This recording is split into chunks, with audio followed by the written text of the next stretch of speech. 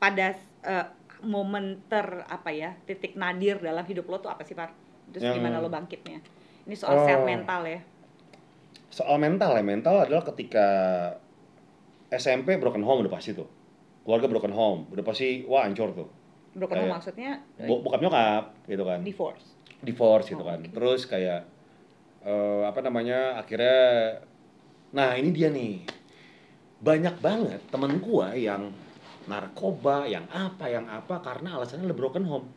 Tapi menurut gue ini adalah sebuah mindset gak sih? Iya. Gue kayak keluarga gue gak broken home, adek gue narkoba. Iya. Kayak contohnya gini, bokap zaman dulu ya sebelum dia mendalami ilmu agama dan menjadi guru ngaji gitu kan, dulu orang yang sangat rock and roll sekali gitu kan. Iya, terus kayak you get it from him. Lo sampai kayak begini. Mungkin. Lu tau nama kecil gue siapa? Raskal. Bandel. Sampai umur 3 tahun sebelum diubah jadi Abdul Ghaffar Hilman. Abdul Ghaffar Hilman adalah Raskal. Yang artinya kayak bajingan katanya, bukan? Iya. Wow. Kayak gitu. Tapi ada beberapa perlakuan dia terhadap nyokap yang tidak bisa gue terima. Yang pada akhirnya gue kayak gue gak mau jadi dia. Gitu. Gue mau jadi dia. Pada akhirnya itu adalah sebuah mindset. Gimana lo mastiin supaya lo gak jadi kayak dia? Dengan tidak kontak fisik atau main tangan sama pacar gue, karena itu anti banget sih bagi gue. Gue sangat anti terhadap hal itulah. Gitu. Kalau misalnya ada pacar lo yang entah gimana ngamuk apa segala macam, mantan pacar lo ya, of course. Gue ditonjok. Lo ditonjok? Sering terjadi. Dulu gue pernah dapet cewek, berapa kali lah itu gue ditonjok sampai ranggo geser. Dan dia tuh entah kenapa tonjokan itu kuat banget. Kenapa? What's going Masalah cinta aja, kayak sesimpel ya zaman dulu masih remaja kan, gue jalan sama teman gue nggak boleh, tiba-tiba dia datang ke tempat teman gue terus dihajar gitu kan. Iya, untung aja gue terlepas daripada itu. Cuma kayaknya begini ya ditonjok perempuan gitu. Tapi niat balas gue enggak, karena bukan karena gender. Mas gue berhak dong ngebales. Ketika dia nonjok gue balas, gue berhak gitu kan. Ini bukan masalah gender. Tapi masalah karena emang gue sayang sama lu aja gitu. Makanya gue gak mau main tangan. Bukan berarti gak entitled lah ya gitu. Iya. Karena lu mukul gue bukan berarti gue harus mukul lo balik. Iya, karena bukan karena lu cewek, tapi karena gue sayang sama lu gitu. Wow. Okay, that's tough. Gitu, untuk mastiin kayak gitu. Nah bener sih kalau buat gue kayak orang yang narkoba dengan alasannya keluarga gue broken home, gak bisa, lo gak akan bisa sembuh gitu.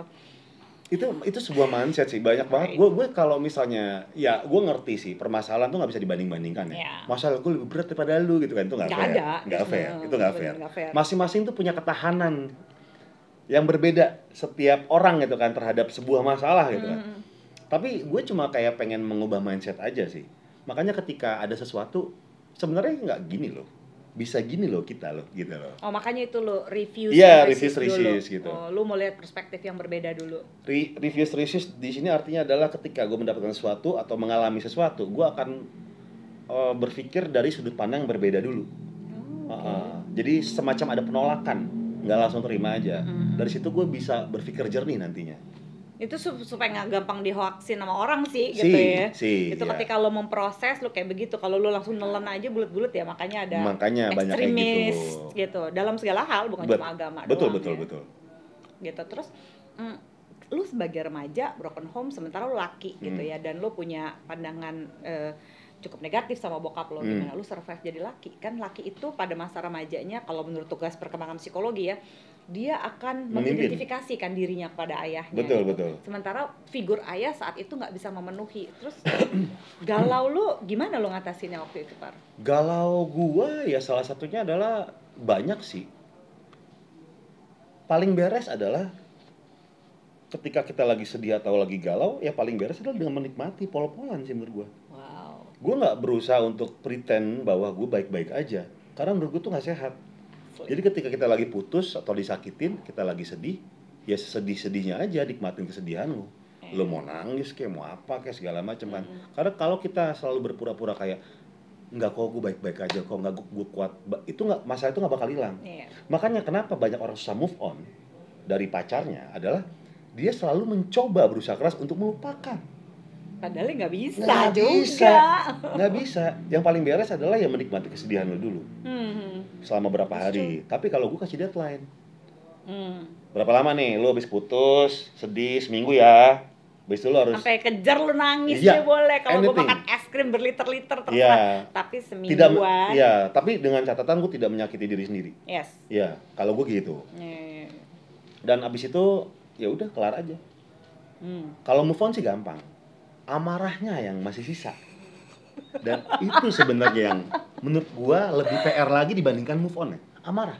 Iya. Amarah. Karena kalau lu masih ada marah kan sebenarnya lu masih ada feeling itu gitu. Iya. Dan you have to deal with that. Betul, gitu betul. Kan. Ya contohnya nggak cuma pacar sama keluarga. Misalnya dulu sama almarhum bokap gitu kan. Ada amarah masih sisa nih. Meninggal. Udah. Okay. Ada amarah masih sisa. Tapi kan itu kayak nggak membuat gue gimana ya. Sebenarnya dari semua kejadian, gue akhirnya ketemu satu teori yang gue percaya sampai sekarang. Teorinya adalah keluarga itu adalah peperangan yang tidak harus kita menangkan. Oh my god. Karena kalau kita menangkan, buat apa? Ya, nggak kompetisi juga soalnya keluarga itu benar. Dia masih jadi keluarga kita, gitu kan? Ya, buat apa? Itu adalah peperangan yang sia-sia sih menurut gue. Iya. Ya paling beres adalah ya udah kita bagaimana caranya respect sama keluarga tapi dengan tidak mengurangi privasi kita. Makanya gue lebih suka dari umur berapa ya gue pilih tinggal sendiri gitu kan. Dengan umur berapa lo tinggal sendiri pertama kali? 22 ya lupa deh. Nah. It's quite young ya. Ya terus kayak. Makanya itu lo nggak kuliah ya? Atau? Karena emang dulu miskin aja sih. Kan habis dari SMA kan ya dagang-dagang kaset di pinggir jalan gitu kan, kaki lima segala macam ya buat. Serius? Iya. Wow. Dulu tuh yang penting adek gue harus sekolah. Oh. Dan cita-cita waktu itu baru merit. Iya, cita-cita gue menyokap gue tuh adalah kita kan nggak ada yang sarjana nih, harus ada satu nih yang sarjana nih gitu. Akhirnya ya kita saling bahu membahu biar adik kita sarjana. Gue lebih baik duit. Nyokap waktu itu ada duit sedikit lah untuk melanjutkan kuliah yang tidak S1 tapi gue bilang nggak perlu, nggak perlu buat adik gue aja, dia tuh lebih butuh sekolah nih, butuh apalah biaya apa segala macem gitu kan, nanti gue bantu nih per bulannya segala macem kayak gitu, jadi ya seru aja sih. Dan sampai sekarang adek lo juga masih lo bantu kan, ada yang sekarang paling udah menikah masih kuliah kan? Oh yang paling kecil ya, yang paling kecil karena menurut gue tuh adik gue tuh harus sarjana semua. Maksud gue nyokap kan udah nggak bisa kerja gitu kan, udah di rumah aja. Ya itu semua sekarang gue bilang nyokap udah selama gue masih seger. Asik sekali. Ada sekolahnya kuliah pada tinggi semua. Which is okay ya. Iya. Gitu. Dan lu nggak kepengen kuliah atau apa segala macam? Dulu gue ngiri banget coy. Gue kayak misalnya lagi dagang kaki lima nih. Ada temen gue baru pulang ngampus terus nyamperin gue kayak anjing kayaknya enak nih ya kuliah, terus merasa malu gitu kan, kok pengen deh kayak mereka gitu. Cuma apa dulu tujuannya?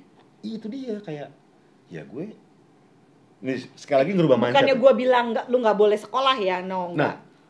Gue juga masih PNS 3. Asal lo tahu ya kuliah itu sekolah itu penting. Itu untuk meningkatkan yang namanya kualitas hidup menurut gua. Satu, kedisiplinan lu. Iya. Cara lu bertanggung jawab sama orang. Dan logika berpikir lo. Iya, logika berpikir. Terus gimana caranya bersosialisasi, mencari teman, mempelajari karakter orang. Itu didapetin di institusi sih menurut gua. Karena lu tiap hari kan ketemu orang-orang baru gitu kan. Ya. Dan lu diasah juga cara logika berpikir lo, jadi nggak main begini-begini. Betul. Mempertahankan pendapat, gitu-gitu. Lu ikut dalam organisasi mungkin, lu dapet pelajaran di situ gitu kan. Karena gue selalu bilang sama orang-orang ya, sebenarnya pelajaran itu nomor 3 sih.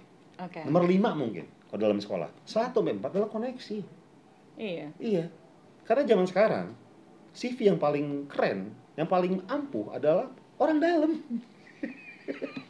Lu percuma punya CV yang keren-keren segala macam. Ini yang membuat gue memanfaatkan koneksinya Gopar sejauh ini.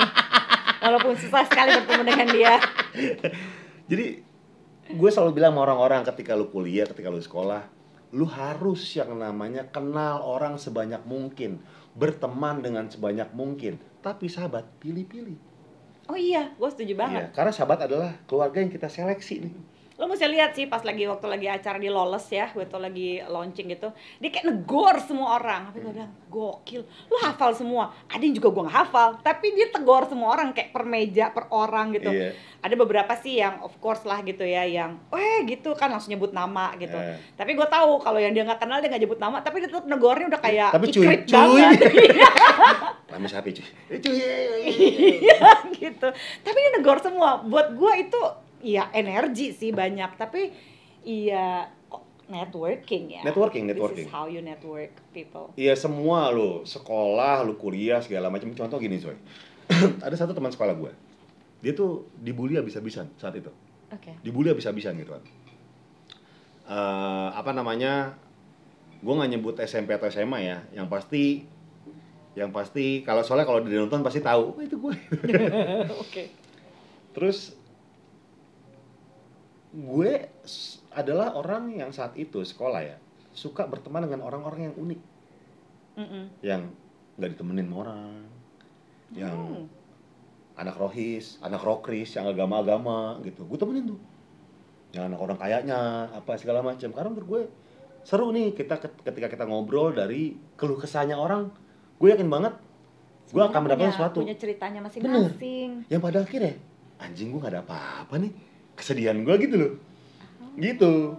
Gue selalu mendengarkan mereka gitu kan. Kalau ada yang dibully segala macam nih. Jadi kocaknya adalah ketika dia mau ngelawak gitu, dia manggil gue dulu, terus ngelawak. Dengan begitu dia kayak merasa seneng. Gue kayak ya udah seneng-seneng aja. Ketawa gitu kan. Kata orang kan tuh aneh, Far. Tapi gue demen orang aneh kok. Suatu ketika gue ketemu sama dia. Udah mungkin 13 tahun kemudian dari lulus sekolah. Tiba-tiba dia kerja di sebuah perusahaan dan jabatan cukup tinggi.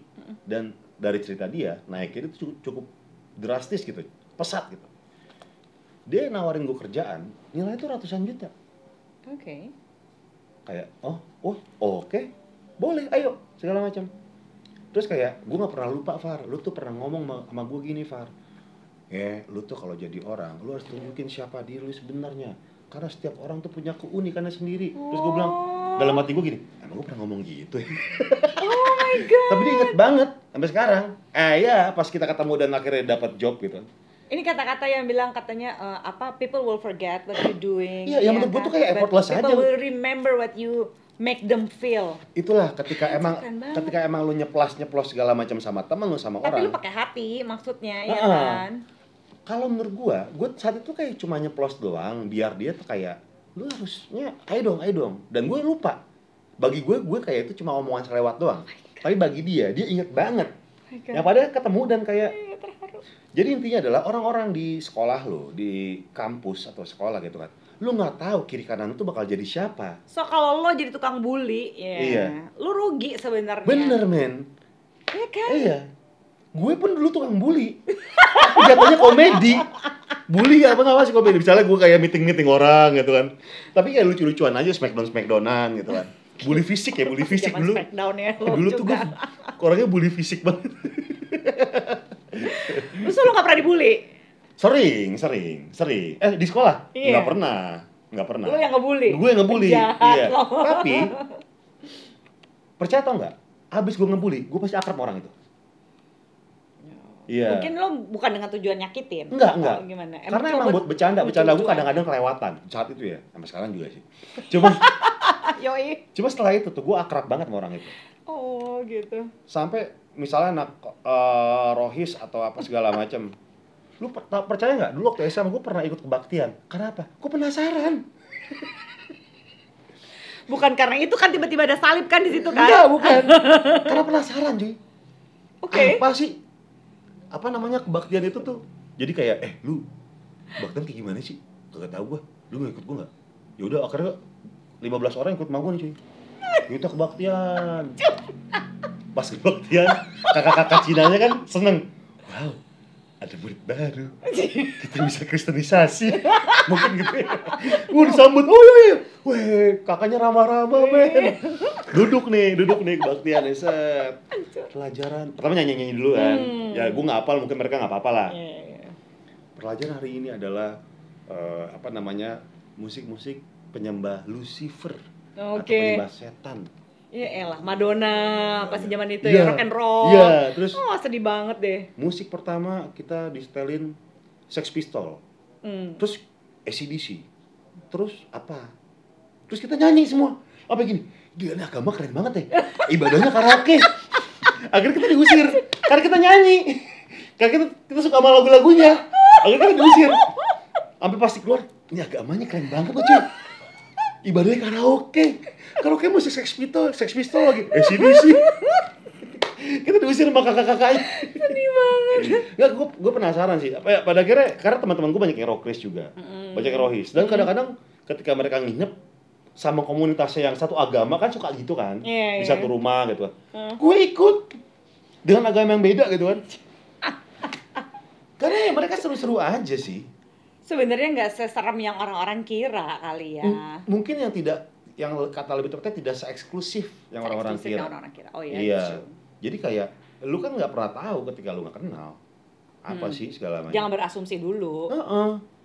Dan gue sangat senang dengan berteman dengan siapa aja sih saat itu.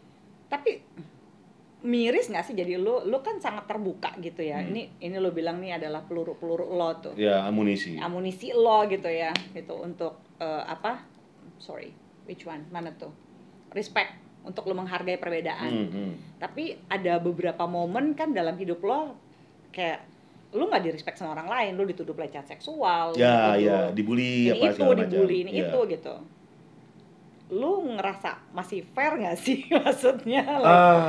Sekali lagi itu kan nyesek ya. Gitu. Ada beberapa konten gue yang bilang kata adalah pelecehan, di mana menurut gue udah ada sebelum video ini tayang udah ada garis-garis konsen yang pertama. Dan nanya.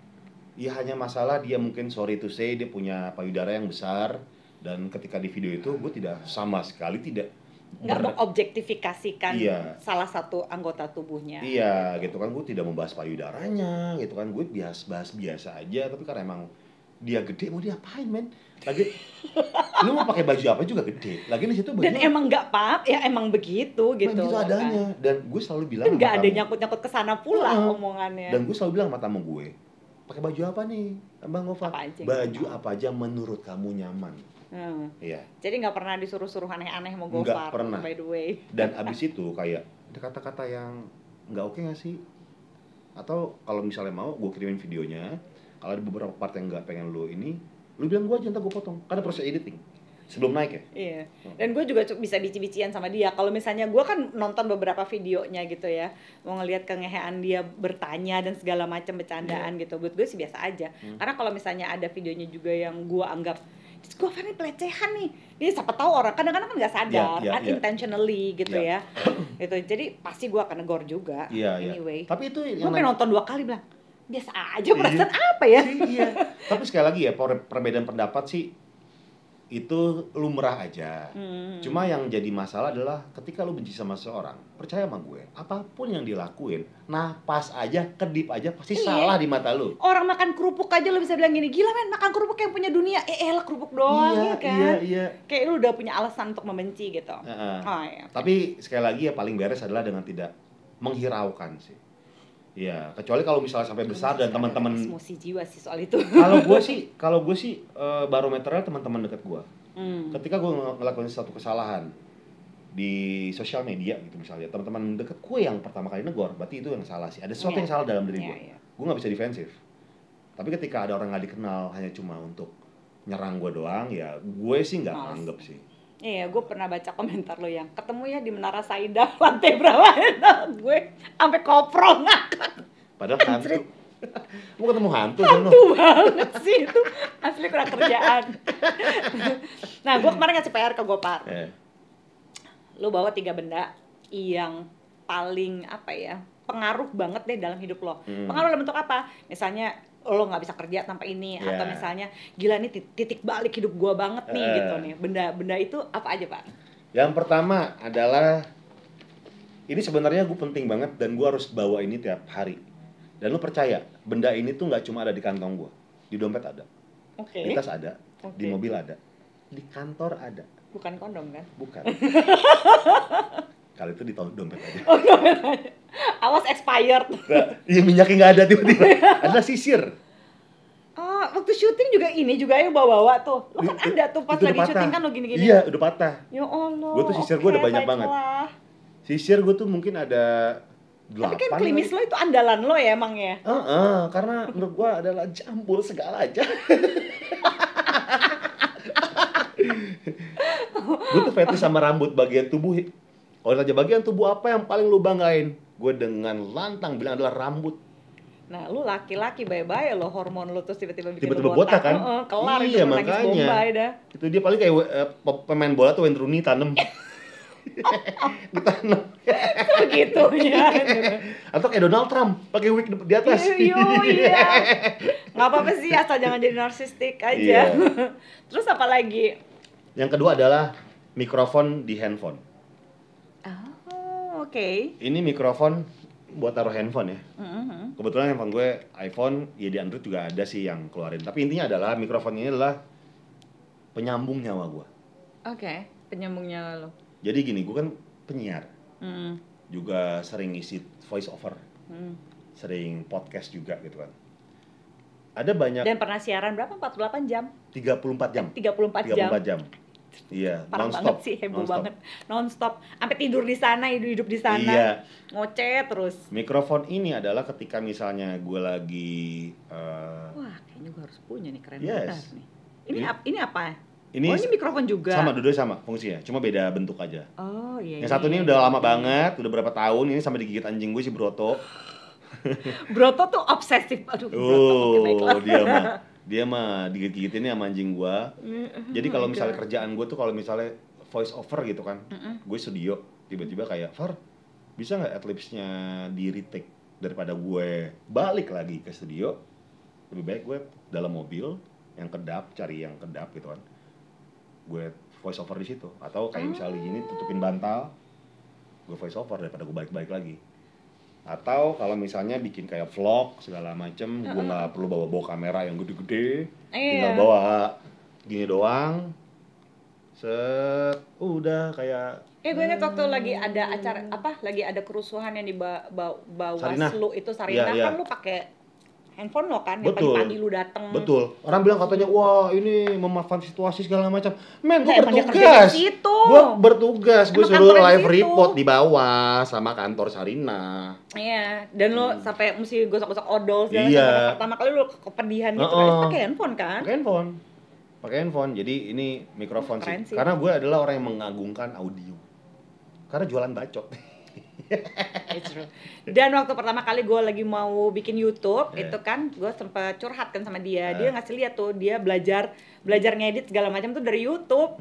How to biasa lah. Ya, gue sampai bilang, ya sampai punya segede gini Bar. Iya gokil. Dia ngedit sendiri. Itu juara banget sih. Tahun ini doang nih gue dieditin orang.